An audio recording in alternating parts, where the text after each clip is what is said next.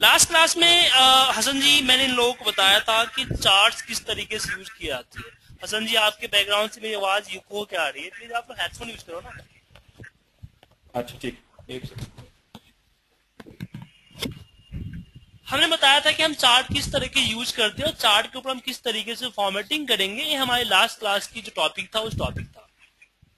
और उस टॉपिक मैंने उनको बताया था कि किस तरीके से हम चार्ट को फॉर्मेटिंग करते हैं, फॉर्मेट डिजाइन करते हैं। जैसे कि मैंने बताया चार्ट का हमारा टोटल जो है 4 से 5 क्लासेज है, जिसमें से 2 क्लासेज अभी आपको मिलेगी जो कि एक पहले थी और एक आज की थी, और अब बाकी जो 2 क्लासेज आपकी है वो 2 क्लासेज आपको फॉर्मूले करने के बाद मिलते हैं। दूसरा चीज, अगर आप लोगों को अगर पाइवट टेबल रिपीट करना हो तो संडे 9 to 11 का बैच आप ज्वाइन कर सकते हो एज पर इंडियन टाइम। जिनका पाइवट टेबल समझ में नहीं आया है या पाइवट टेबल छूट गया है, आप लोग रिपीट करना चाहते हो तो पाइवट टेबल की क्लासेस संडे को होने वाली है 9 to 11 मॉर्निंग टाइम। 9 to 11। ठीक है। ओके, ठीक है। तो हसन जी अगर आप फ्री हो, आपके पास आपकी टाइमिंग बैठ रही है तो आप ले सकते हो। आपके 9 o'clock मेरे क्या होंगे फिर? अभी आपके पास टाइम क्या हो रहा है अभी? अभी मेरे पास हो रहे हैं 4:10।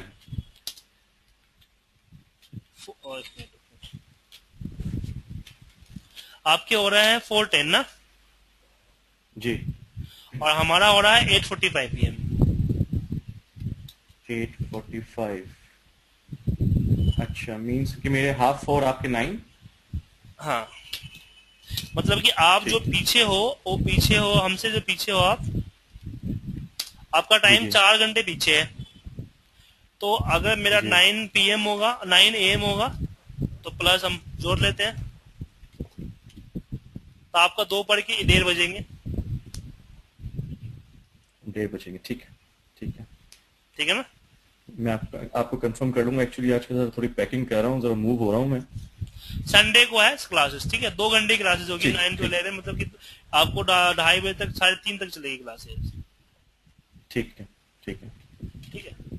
तो आपकी प्राइवेट वजह छूट गई थी ना, इसलिए मैंने सोचा कि आपको बता दूं। हाँ नहीं नहीं, वो तो हाँ, नहीं नहीं, थैंक यू, मुझे वो तो मैंने करना है। एक्चुअली तो मूव हो रहा हूँ आइलैंड से। चलिए, तो चलिए हम स्टार्ट करते हैं आज की जो हमारा क्लासेज है। जैसे कि मैंने आपको बताया था कि मान लीजिए कि हमने हमने इस पे चार्ट में हमने कॉलम चार्ट पे डिस्कस की थी। कॉलम चार्ट का जो कॉलम चार्ट था, क्लस्टर कॉलम था, उस पे हमने कल लास्ट क्लास में डिस्कस की। बाकी चार्ट पे आज डिस्कस करेंगे। सिटी, और यहाँ पे मैंने लिखता हूँ मंथ, और साथ में चार्ट्स पे कुछ पिक्चर्स के जो चीजें हैं वो चीजों की हम कवर करेंगे।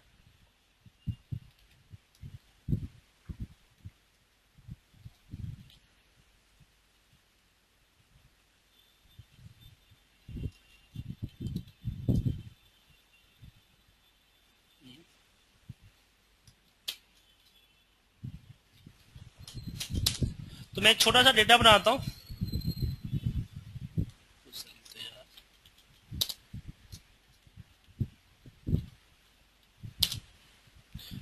एक काम करता हूँ ना, बैंक डाल देता हूँ, तब आपके एग्जाम में सही मिलेगा। SBI, city, PNB, IDBI, HDFC। मान लीजिए कि आपके पास तो इस तरह का डेटा होता है ना, इस डेटा पे अगर आप चार्ट क्रिएट करते हो तो क्लियर नहीं दिखता है।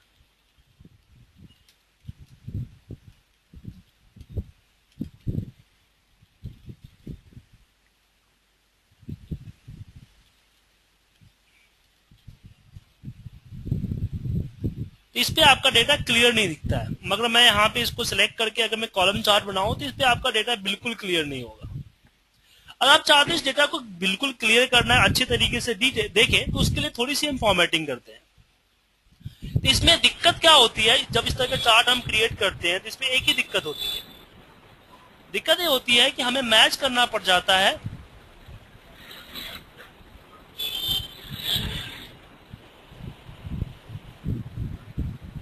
कि कौन सा किसका किसका कौन से बैंक का है। मुझे यहाँ पे मैच करना पड़ेगा कि कौन सा चार्ट हमारे, कौन सा लाइन जो है मेरे किस बैंक का है।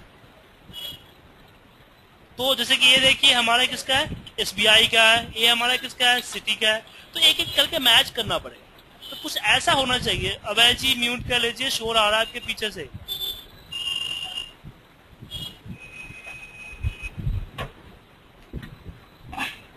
तो कैसे करें? तो इसके लिए हम क्या करते हैं, इसके लिए हम इस पे थोड़ी सी ग्राफिक्स की मदद लें। मान लीजिए कि बैंक हमारे क्लाइंट्स हैं, तो हम गूगल पे सबसे पहले गूगल पे जाते हैं और उस बैंक के लोगों को कॉपी करते हैं। यहाँ पे थोड़ी सी हम ट्रिक्स यूज करेंगे। आपने जो हमने रजिस्ट्रेशन का पार्ट सीखा था, उस रजिस्ट्रेशन पार्ट पे हम थोड़ी सी रजिस्ट्रेशन का पार्ट यूज करेंगे। यहाँ पे लिखते हैं जैसे कि हमारा कौन सा एसबीआई है, तो मैं यहाँ पे इमेज पे जाके, हेलो। हाँ सर, हेलो। अभय जी सुन रहा हूं मैं आपको।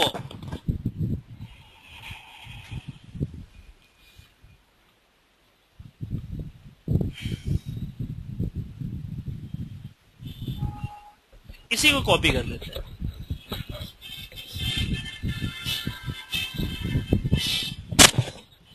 हाँ भाई जी। हेलो सर, मैं आपकी आवाज़ नहीं सुन पा रहा हूँ बिल्कुल। सर बाकी लोग तो सुन पा रहे हैं, मैं भी आपकी आवाज सुन पा रहा हूँ, मेरा मीटर भी सही चल रहा है। नहीं, अच्छा, मैं इधर अगर फोन से बोल रहा हूँ, आप सुन पा रहे हैं मुझे? हेलो। हाँ मैं आपको फोन पे भी सुन पा रहा हूँ, आपके हेडफोन्स भी सुन पा रहा हूँ, सॉफ्टवेयर के थ्रू भी सुन पा रहा हूँ, ऑटोमेटिक भी सुन पा रहा हूँ, दोनों भी सुन पा रहा हूँ। तो बैकग्राउंड नॉइज तो आ रहा है सनसनाहट, बट वॉइस क्यों नहीं आ रहा? मैं तब से मतलब मुझे लगा आप वेट कर रहे हैं वो हसन की, मैं कुछ और देख रहा था जब से। ये आवाज़ ही ये नहीं आ रही क्लास थी तो मुझे। सब आ रही है। मैंने हसन जी से बातचीत भी की है, संजय से भी बातचीत की है। हाँ, मुझे आवाज आ रही है आप दोनों की। क्या सेटिंग में कुछ ऐसा हो सकता है? सब कुछ इनेबल तो दिख रहा है मुझे स्क्रीन। आप ऊपर एक काम कीजिए ना, आपके नाम के ऊपर देखिए साउंड चेक आ रहा होगा ना, हाँ हाँ। उस पर चेक कीजिए आपका जो साउंड का मीटर है चल रहा है। नहीं चल रहा। हाँ हाँ, तो अब स्टार्ट हुआ है। अब आ हेलो। रही है आवाज मेरी एक सेकेंड। जब मैं हेलो। बोलता हूँ? हेलो, मेरी आवाज आ रही है आपको? नहीं आ रही सर, वो सर फ्लक्चुएट कर आप, रहा है। आपका सर आपके यहाँ से एंड से प्रॉब्लम है सर। ओके ओके ओके, ठीक है, फिर मैं वीडियो देख लूंगा। वैसे मतलब इसको तो देख ही रहा हूँ, क्लास को। ठीक है, ठीक है ओके। Sir, okay. अब यहाँ पे मैंने क्या किया, लोगों को हमने कॉपी पेस्ट किया, ठीक है।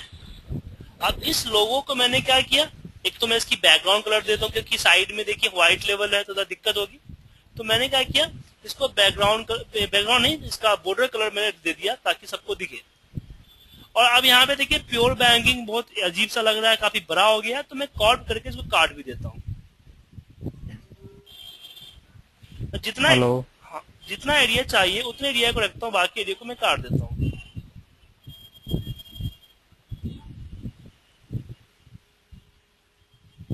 ठीक है। अब इसको मैं 90 डिग्री के एंगल पे वापस रोटेट करता हूँ, देन इसको कॉपी एंड जो एसबीआई का पार्ट था उस पर जाता हूं। अब इस सेट कर लीजिए, सही रहेगा। और मैं इसको राइट क्लिक करके पेस्ट स्पेशल, नहीं सॉरी, राइट क्लिक नहीं करना है, फॉर्मेट, राइट क्लिक करके सिर्फ फॉर्मेट डेटा सीरीज पे जाना है, then fill pictures and clipboard पे क्लिक कर देता हूं। अब मुझे एसबीआई के लिए मैच करने की जरूरत नहीं है, मुझे यही भी पता चल रहा है कि एसबीआई का है। सेम मैं सिटी बैंक के लिए करना चाहता हूं, सिटी बैंक में जाऊंगा, यहाँ पे सिटी बैंक लो,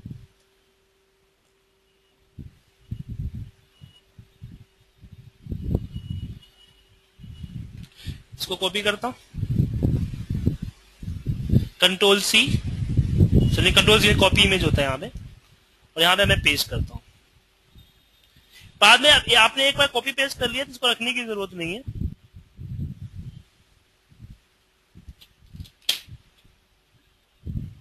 फिर इसको मैं 90 डिग्री के एंगल पे रोटेट कर देता हूँ,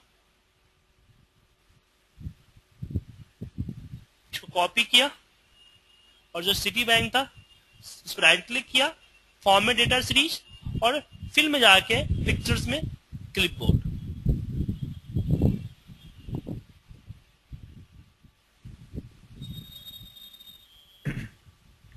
उसके बाद नेक्स्ट कौन सा है, पीएनबी है, PNB। पीएनबी।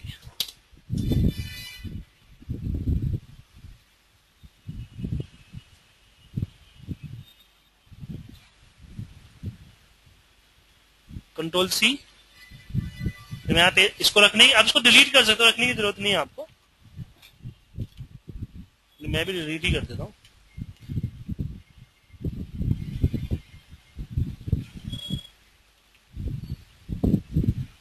अब इसमें देखिए चारों तरफ से फालतू व्हाइट एरिया है, तो इसमें प्लीज कॉर्प कर लीजिएगा, क्योंकि व्हाइट एरिया भी कंफ्यूजन पैदा करेगा, क्योंकि आपका बैकग्राउंड भी व्हाइट ही है ना चार्ट का, तो बड़ा रहेगा और दिखेगा छोटा।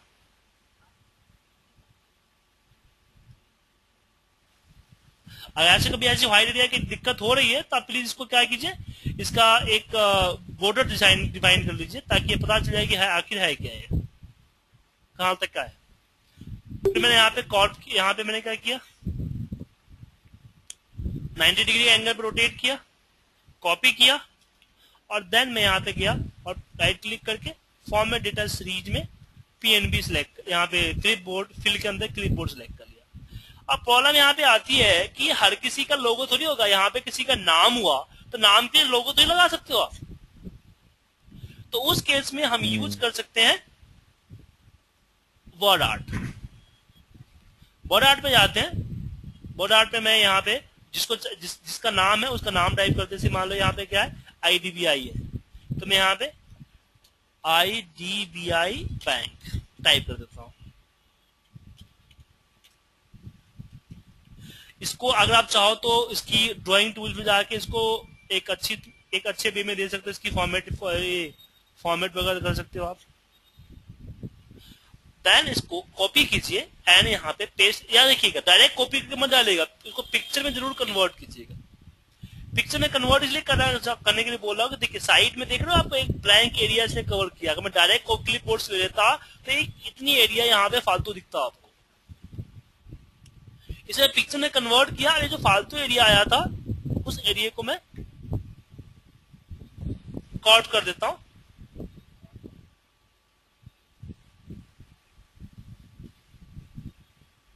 देन इसको 90 डिग्री के एंगल पे रोटेट करता हूं, और उसके बाद मैं इसको कॉपी करूंगा और इस पे राइट क्लिक करूंगा, format data series, fill picture clipboard. तो इस तरह से इसका यूज कर सकते हो। तो इसमें थोड़ा टाइम लगता है, कोई इंपॉर्टेंट रिपोर्ट हो जो किसी हायर मैनेजमेंट को, किसी अच्छे इंसान को भेजना हो, तो इसका यूज कर सकते हो आप। ठीक है सर। अब बोलोगे सर, अब एक चीज होता है चार्ट की कॉपी बनाना। मान लीजिए कि सेम इसी तरह का डेटा आपके पास एक और है, और आप चाहते हैं एक और, आपने इसमें क्या किया, चार्ट इंसर्ट किया है। आप चाहते हो कि आपका चार्ट सेम स्टाइल में, सेम फॉर्मेट में हो जाए जो कि आपका वहां पे है, यहां पे है आपका। ठीक है। तो इसकी अब चार्ट की नकल करने के लिए आप एक एक देख देख के आप उतार सकते हो, लेकिन ऐसी प्रॉब्लम हो सकती है इस तरह का ना दिखे ग्राफिक्स आपको, तो उस केस में आपको ज्यादा मेहनत करने की जरूरत नहीं है। उसको चार्ट, जिस चार्ट को आप पूरा सेम टू सेम रिपोर्ट करना चाहते हो उसको कॉपी करो, जिसपे करना चाहते हो उसको सिलेक्ट करो, और पेस्ट स्पेशल में जाओ और इसमें फॉर्मेट सिलेक्ट करके ओके कर दो, आपका पूरा चार्ट टिट्टो नकल हो जाएगा। ठीक है सर। तो ये इस तरह की आप फॉर्मेट कर सकते हो। अब आगे बढ़ते हैं। इसमें एक चीज और आता है कि चार्ट में कभी इतना टाइम ना हो, इस तरह का चार्ट बनाना चाहो, तो अगर आपको कंपेयरिंग इन दोनों के बीच में नहीं करना है, आपको जैन फेज के बीच में कंपेयरिंग करना है, तो आपके पास एक और आता है स्टैक कॉलम। स्टैक कॉलम में क्या होता है कि इस हर किसी के लिए एक कॉलम में दो तरह से एनालिसिस कर सकते हो आप। एक तो आप मंथ वाइज देख सकते हो कौन से मंथ में टोटली सेल क्या हुआ है, और दूसरा कि किस मंथ में, मैंने किस सिटी ने किस मंथ में क्या सेल किया है। ठीक है सर। ठीक है। इस तरह से चीजें बना सकते हो आप। उसके बाद अगर हम बात करते हैं, नेक्स्ट हमारा चार्ट है जो हमारा 100% स्टैक चार्ट है। उसकी, ये क्या करता है, कंट्रीब्यूशन निकालता है। ये हमेशा लाइन सीधा रहता है। इसके बीच में बताया कि जैन में एसबीआई का कंट्रीब्यूशन तकरीबन 21% है। इस तरह का 100% से डिवाइड करके ऑटोमेटिक कंट्रीब्यूशन आपको दिखा देता है। उसके बाद अगर कॉलम चार्ट में देखो तो कॉलम चार्ट में बाकी चार्ट आपके सारे सेम है, बस सबों का क्या चेंज है, ग्राफिक चेंज है। जब भी आपको कंपेयरिंग करना होता है तो कंपेयरिंग करने के लिए आप कॉलम चार्ट यूज करते हो। इतना ध्यान रखिएगा, जब भी आपको डेटा को आपस में कंपेयर करना हो तो कंपेयर करने के लिए आप कॉलम चार्ट का यूज कीजिए। ठीक है सर। अब बात करते हैं हम लाइन चार्ट की। लाइन चार्ट यूज कब होता है, जब हमें फ्लो में जब हमें कंपेयर नहीं, फ्लो देखना होता है। जैसे मेरा डेट हो गया और यहाँ पे सेल्स हो गया।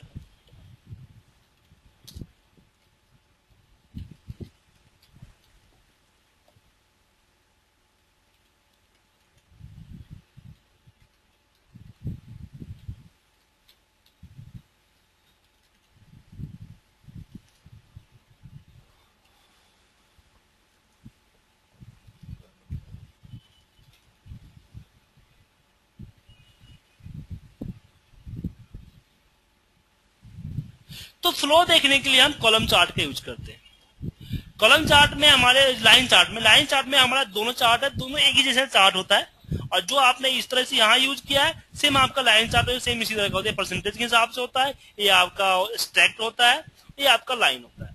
ये ऊपर वाले में डॉट नहीं होता है, नीचे वाले में डॉट होता है। सेम आपका कॉलम चार्ट लाइन चार्ट का सेम स्टाइल होता है आपका। तो फ्लो देखने के लिए आप लाइन चार्ट का यूज करते हो। लाइन चार्ट के बाद हमारे पास नेक्स्ट आता है आपका पाई चार्ट।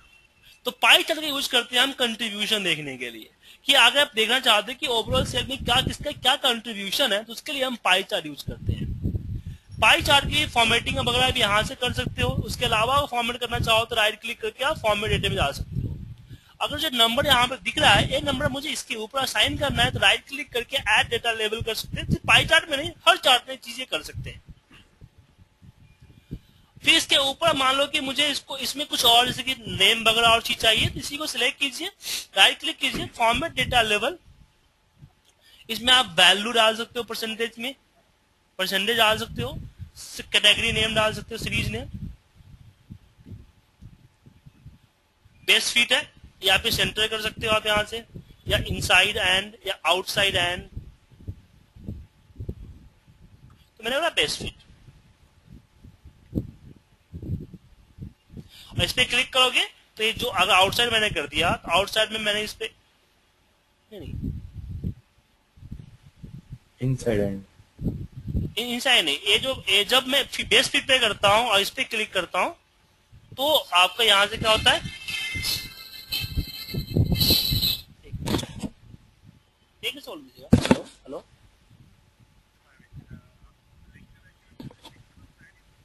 सर, मिल जाएगी, क्लास चल रही है। जैसे क्लास खत्म होती है ना, आपको मैं मेल कर देता हूँ। ठीक है, आपको 9:30 पे क्लास है ना, अभी आधा घंटा टाइम है, क्लास चल रही है 9:30 टू 10:30।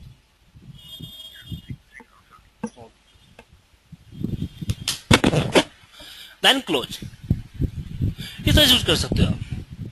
अब इसमें मान लो कि कोई जैसे कि रोटेशन करना हो, तो इसको आप रोटेट भी कर सकते हो। फॉर्मेट इस पे इसको सिलेक्ट कीजिए, right click, format data series, और यहाँ पे आपका रोटेशन होते हैं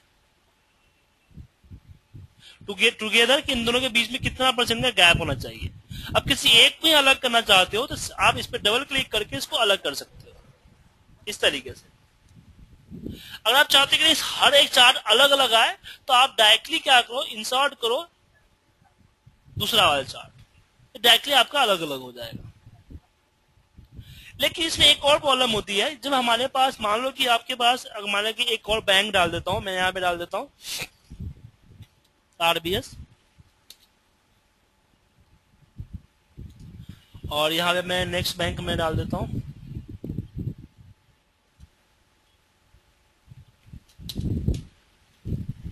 अब इनके जो है बड़े छोटे अमाउंट है हमारे पास।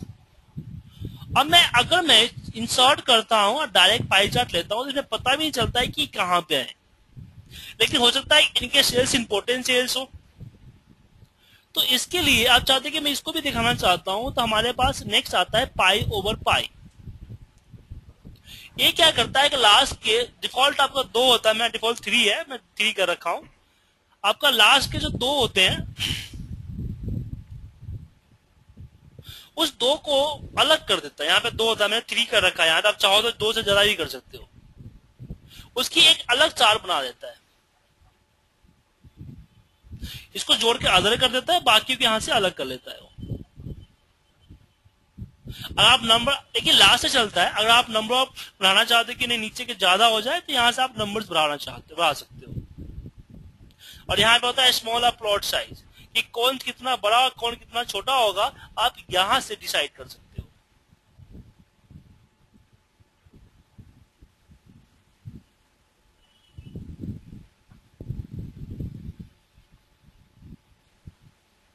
ठीक है, और कलर वगैरह तो आपको फिल करना बताया तो फिल कर सकते हो। तो पाई और पाई इसके लिए यूज करते हैं हम। दूसरा पाई चार्ट में आपके पास जो आता है वो आपका 3D फॉर्मेट है। तो 3D फॉर्मेट में आपका आता है, इसको भी आप अपने हिसाब से रोटेट कर सकते हो। बाकी जो फॉर्मेटिंग आपने वहां पे किया वो फॉर्मेटिंग आप यहां भी कर सकते हो। इसको भी सब चीज जो आपने वहां किया वो भी कर सकते हो आप। ठीक है, तो पाई चार्ट समझ में आ गया आपको। पाई चार्ट के बाद जो नेक्स्ट हमारा चार्ट आता है वो आता है हमारा बार चार्ट। देखिए बार चार्ट का यूज हम करते हैं, जैसे कॉलम चार्ट जहां पे यूज करते हैं ना, उसी सेम चीज के लिए बार चार्ट का यूज करते हैं। लेकिन बार चार्ट में क्या होता है कि आप उसमें अगर माइनस एंड प्लस में वैल्यू है, कॉलम चार्ट और बार चार्ट दोनों सेम है, बस एंगल चेंज है। लेकिन बार चार्ट का यूज वहां पे करते हैं जहां पे मेरा फिगर माइनस एंड प्लस दोनों में होते हैं, इस तरीके से।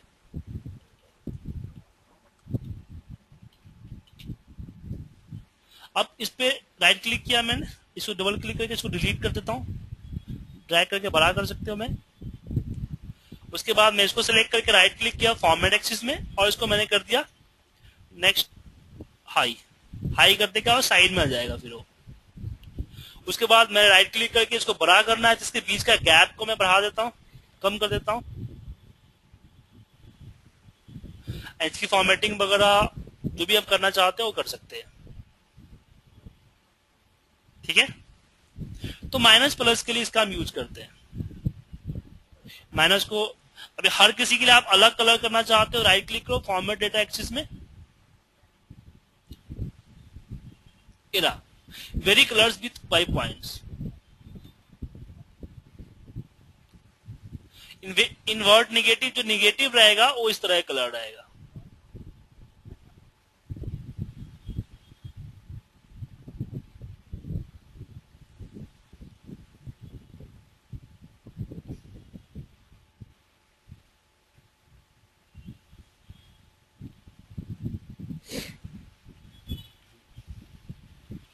जो भी नेगेटिव रहेगा इस तरह का कलर में रहेगा। अगर मान लो कि नेगेटिव आप कलर के देते पॉजिटिव बन जाता है तो फिर वो चेंज हो जाएगा और नॉर्मल हो जाएगा। अगर पॉजिटिव अगर नेगेटिव बन जाता है तो फिर वो इसमें आ जाएगा। तो इस तरह से इसका यूज नेगेटिव पॉजिटिव का डिफरेंस करने के लिए हम इसका यूज करते हैं। ठीक है सर, बाकी जो चार्ट आपने यहाँ यूज किया सेम चार्ट यहाँ भी है। अब एरिया चार्ट की बारी आती है। जो हमने लाइन चार्ट यूज किया ना, जो लाइन चार्ट है वो सेम एरिया चार्ट की तरह ही फील करती है। लाइन चार्ट एरिया चार्ट एक ही जैसा होता है, बस इसके बीच में क्या होता है, एरिया कवर होता है, लाइन में एरिया कवर नहीं होता है। ठीक है सर। और दूसरा बात करें यहाँ पे एरिया में, अगर आपके पास 2 लाइन है तो आप इसका यूज कर सकते हो। मतलब यहाँ पे एक और सेल्स है,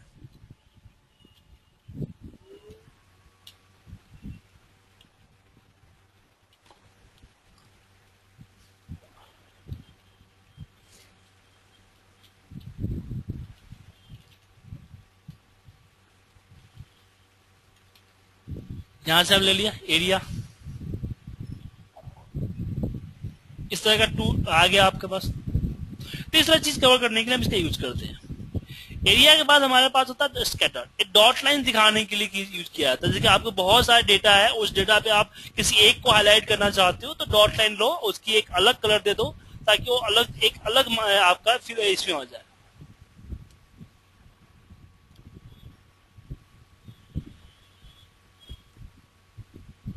ठीक है, अब बाकियों को अनचेक कर दो, ये आपका दिखेगा।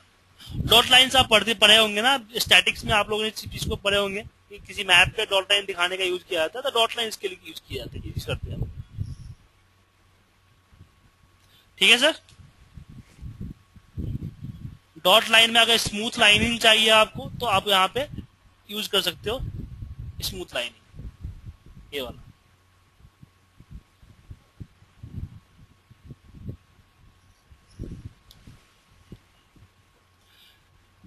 उसके बाद आता है आपका अदर चार्ट। अदर चार्ट में आता है स्टॉक चार्ट। तो स्टॉक चार्ट में क्या होता है, हाई लेवल एंड क्लोज होता है आपका।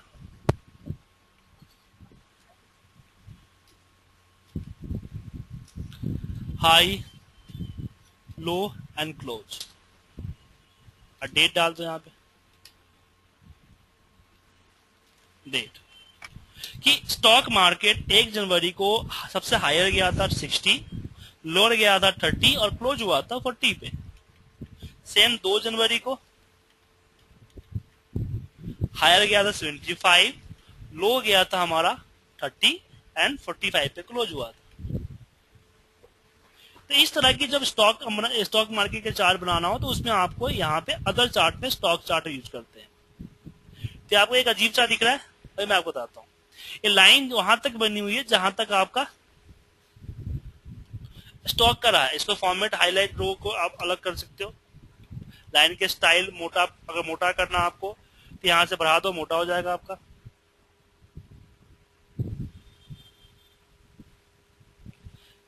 ठीक है, इसकी colour marker fill colour change करना चाहते हो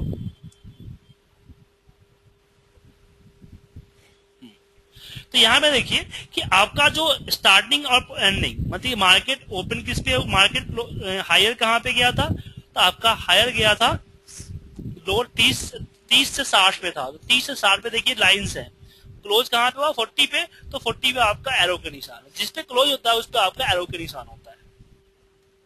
इसमें एक और भी है ओपनिंग का, हाई लो ओपन, कि आपका मार्केट ओपन कितने पे हुआ था। मान लो कि यहाँ पे ओपन कर देते हैं, तो यहाँ पे मान लो कि मेरा मार्केट ओपन हुआ था 30 पे, नहीं मान लो 25 पे ओपन हुआ था, इसमें मेरा 50 पे ओपन हुआ था।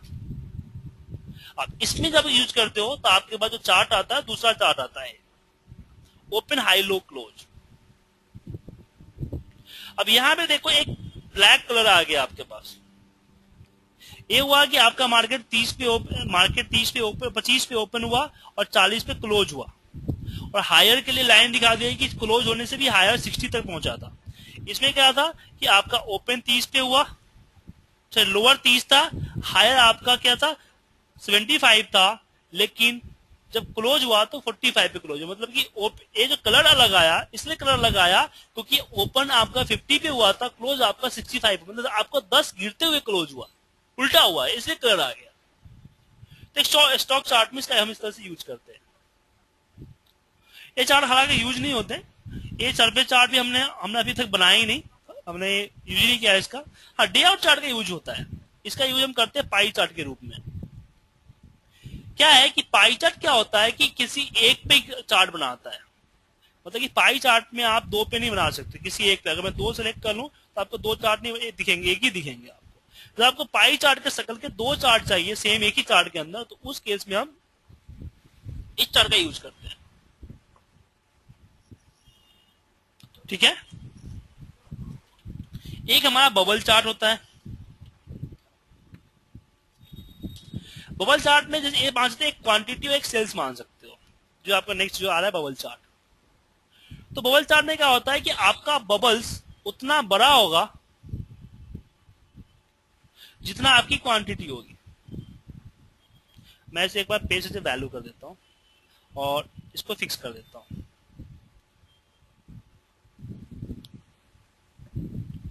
अब यहाँ पे देखिए कि ये आपका ऊंचाई कितने 62 पे और 26 है, इसलिए आपका बड़ा है। अगर मैं इसको 50 कर दूं तो आपका बबल्स, पहला बबल्स बड़ा हो जाएगा, बड़ा हो गया। अब मैं इसको 75 करूं तो ऊंचा हो जाएगा। तो बबल्स की ऊंचाई डिपेंड करता है आपके पहले रो के अकॉर्डिंग, और बबल्स की जो क्या बोलते हैं विड्थ है, परिधि है, वो डिपेंड करता है आपकी दूसरे कॉलम के ऊपर। ठीक है सर?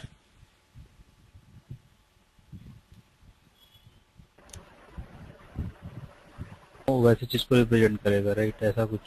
और इसके पहले जो आपने बताया वो दोनों होमोजीनियस नेचर का होना चाहिए। जैसे सेल्स को हमने 2 मंथ में दिखाया, जैन और फेब में।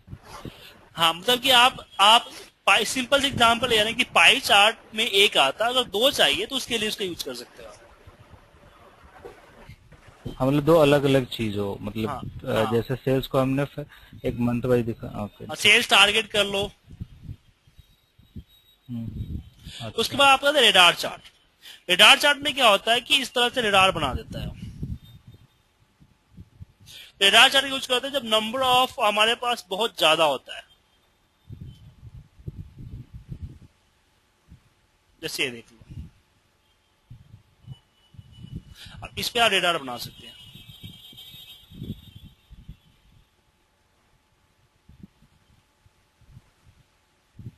ठीक है सर?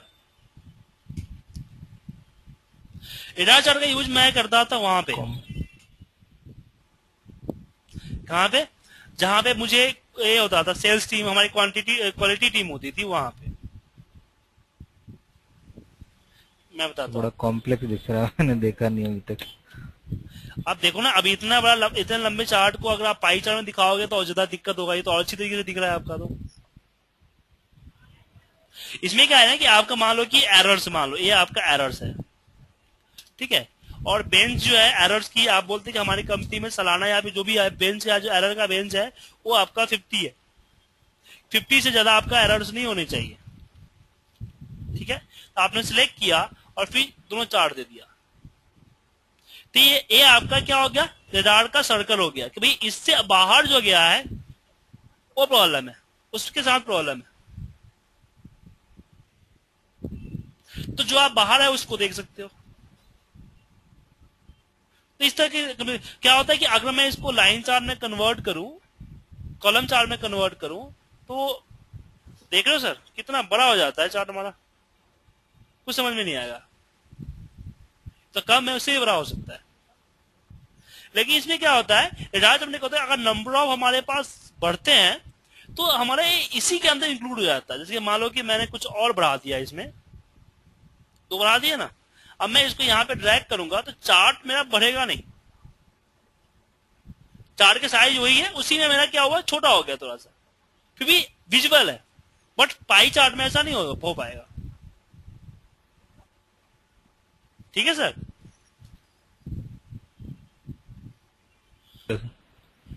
तो चार्ट जो है मैंने आपको कवर करा दी। मैं चार्ट को जस्ट इंट्रोड्यूस किया हूं, इसके आगे आपका डायनेमिक चार्ट का चैप्टर है, लेकिन डायनेमिक चार्ट करने से पहले हम फॉर्मूला करेंगे। तो आपका फॉर्मूला का जो चैप्टर है आई थिंक वो ट्यूजडे से स्टार्ट होगा। मंडे को मैं बाकी जो इंसर्ट के पार्ट है, जैसे कि हाइपरलिंक और बाकी चीजों जो दिखती है, उसको मैं कवर कर दूंगा। देन आपका स्टार्ट होगा ट्यूजडे से, मंडे नहीं हो पाएगा, ट्यूजडे से मैं स्टार्ट करूंगा आपका फॉर्मूला। लेकिन इस वीक का आपका एक होमवर्क ये है कि अभी तक जो चीजें आपने पढ़ी है होम इंसर्ट के अंदर में, मुझे हर किसी पे कम से कम एक एग्जाम्पल चाहिए। उस ऑप्शन का यूज कर, पहले उस ऑप्शन को लिखो, उसके बाद एक नोट्स टाइप के बनाओ। ठीक है सर? हसन जी आप भी सुन लीजिए। जी एक जी। नोट टाइप्स के बनाओ आप कि पेस्ट स्पेशल, उसके बारे में क्या होता है, उसकी डेफिनेशंस, एंड आप वहां पे उसका यूज बताओ कि आपको इस तरीके से यूज कर सकते हो, एक एक एग्जांपल के साथ विथ डेफिनेशन। संजय जी आप सुन रहे हो? आप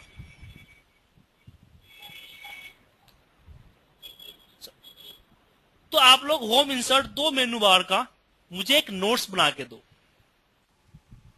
उससे मुझे पता चलेगा, क्योंकि आपने क्या पढ़ा है वो टेस्ट से अच्छा होता है कि आप किसी को टीच करो, उससे बेटर समझ में आता है। तो आप मुझे एक नोट्स बना के दो, मुझे किसी बच्चों को देना है, मान लो मुझे किसी बच्चे को नोट्स प्रोवाइड करनी है, तो मुझे आप होम और इंसर्ट की नोट्स बना के दो। 2 दिन का टाइम है, Sunday and Monday, Saturday Sunday, Monday को इवनिंग में आपसे चाहिए। 3 दिन का वक्त मिलेगा आपको और ज्यादा टाइम लगेगा नहीं, 2-2.5 घंटे का टाइम है आपको, 2-2.5 घंटे में आप बना लोगे। उससे 2 बेनिफिट हो जाएगी, एक तो आप पूरी की पूरी रिवाइज हो जाएगा अभी तक की क्लासेस, और जहां पे डाउट होगी उसको आप दोबारा से कवर कर सकते हो आप। तो प्लीज आप जो है मंडे ट्यूसडे में आप मुझे ये बना के दीजिए, एक पूरी की पूरी नोट्स बना के दीजिए जो अभी तक की क्लास हुई उस क्लासेस की। तो इस वीक का प्रोजेक्ट आपका यही है। नेक्स्ट वीक से कोई आपको ऑफिशियल प्रोजेक्ट दूंगा, लेकिन इस वीक का प्रोजेक्ट आपका यही है,